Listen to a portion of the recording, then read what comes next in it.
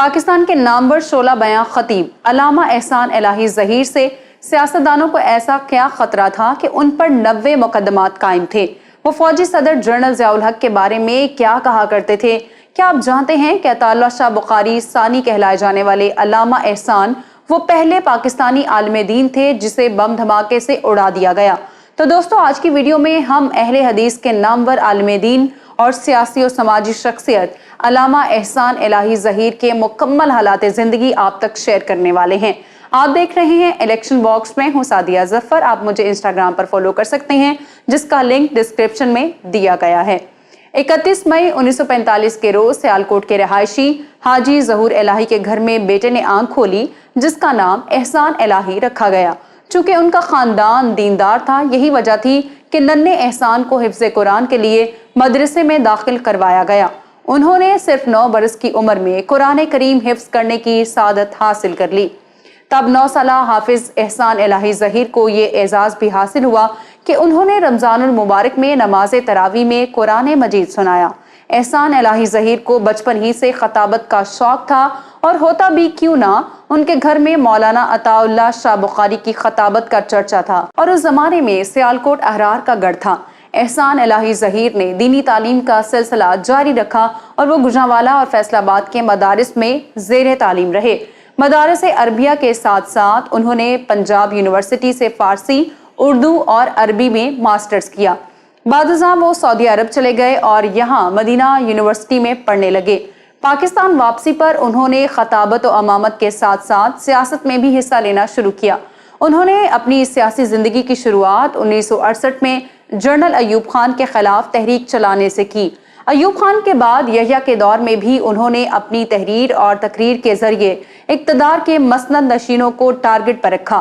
سقوط ڈھاکہ کے بعد جب بھٹو صاحب پاور میں آئے اور انہوں نے بنگلہ دیش کو تسلیم کرنے کا اعلان کیا تو علامہ احسان الہی ظہیر نے بڑی شدت کے ساتھ بنگلہ دیش نامنظور تحریک میں حصہ لیا۔ اس موقع پر علامہ احسان الہی ظہیر نے اپنے 4 ماہ کے بیٹے ابتسام الہی ظہیر کو دیکھتے ہوئے کہا تھا کہ اگر میرا یہ بیٹا کٹ جاتا ہے، مر جاتا ہے، تو شاید مجھے اتنا افسوس نہ ہوتا جتنا افسوس پاکستان کے ٹوٹ جانے کا ہوا ہے۔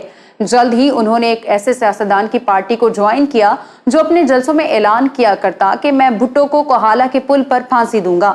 علامہ احسان 1972 میں air marshal retired Asghar Khan کی تحریک استقلال میں شامل ہوئے تو حکومت نے ان پر قتل کے جھوٹے مقدمات بنا دیے۔ جلد ہی انہیں تحریک استقلال کا مرکزی سیکرٹری اطلاعات بنا دیا گیا۔ یاد رہے کہ ان دنوں میاں نواز شریف بھی تحریک استقلال کے متحرک کارکن ہوا کرتے تھے۔ بھٹو دور حکومت میں علامہ احسان الہی ظہیر مسلسل قید و بند کی صعوبتیں برداشت کرتے رہے، لیکن پھر اپنوں کی بے وفائی کی وجہ سے وہ 1978 میں تحریک استقلال سے علیحدہ ہو گئے۔ یہاں میں آپ کو بتاتی چلوں کہ مسٹر بھٹو کے دور حکومت میں ان پر 95 سیاسی مقدمات قائم کیے گئے تھے۔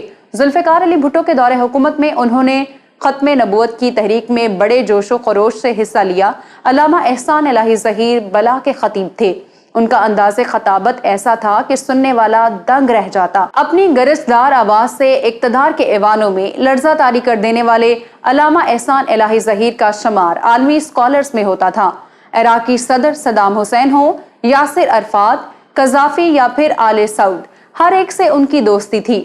جنرل ضیاء کے مارشل لاء کے بعد انہوں نے فوجی صدر کی پالیسیوں سے کھل کر اختلاف کیا۔ تب وہ MRD کے سٹیج پر نظر آتے اور جنرل ضیاء پر خوب برسا کرتے۔ پنجاب میں وہ جنرل ضیاء الحق کے سب سے بڑے مخالف خیال کیے جاتے تھے۔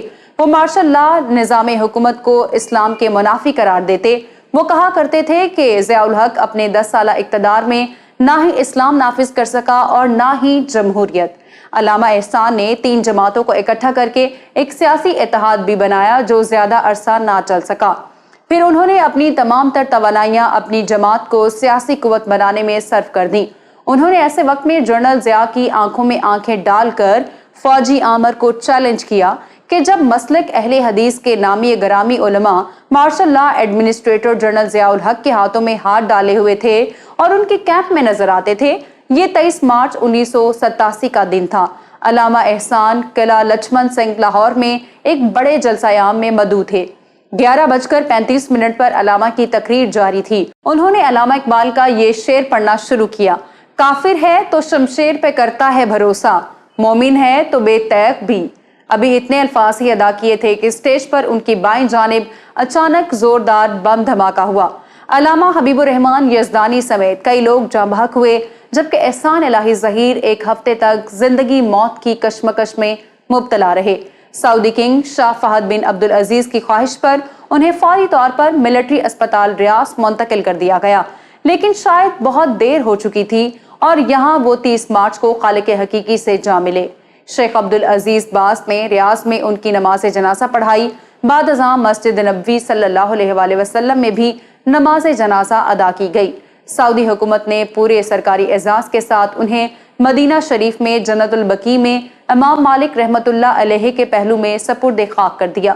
یاد رہے کہ مسلک اہل حدیث کے علامہ احسان الہی ظہیر پاکستان کے وہ پہلے مذہبی رہنما تھے جنہیں بم دھماکے سے اڑایا گیا۔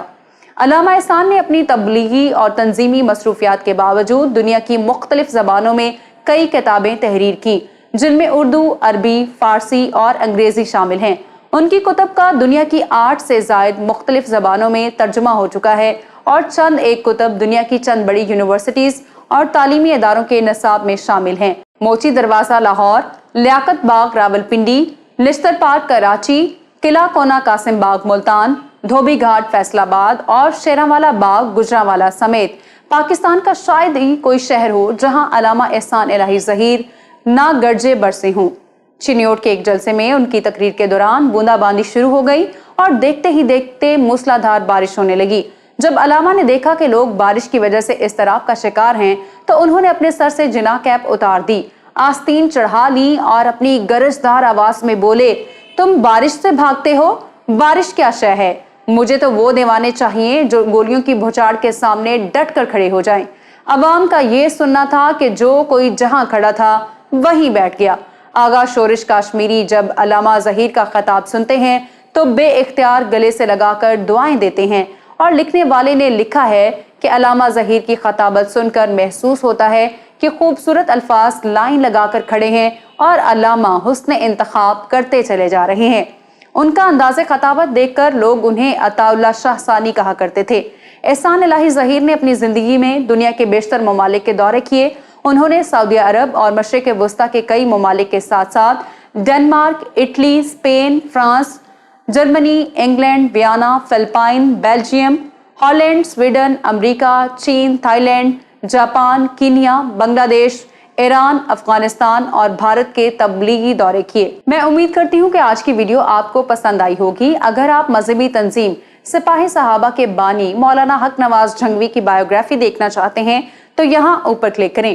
مولانا اعظم طارق کی پولیٹیکل ہسٹری کے لیے یہاں نیچے، اور سیٹھ عابد کی سٹوری آپ کو یہاں ملے گی۔ ویڈیو کو لائک کریں، شیئر کریں، الیکشن باکس کو سبسکرائب کریں اور ہماری ویڈیوز کو دیکھتے رہیں۔ اللہ حافظ و ناصر۔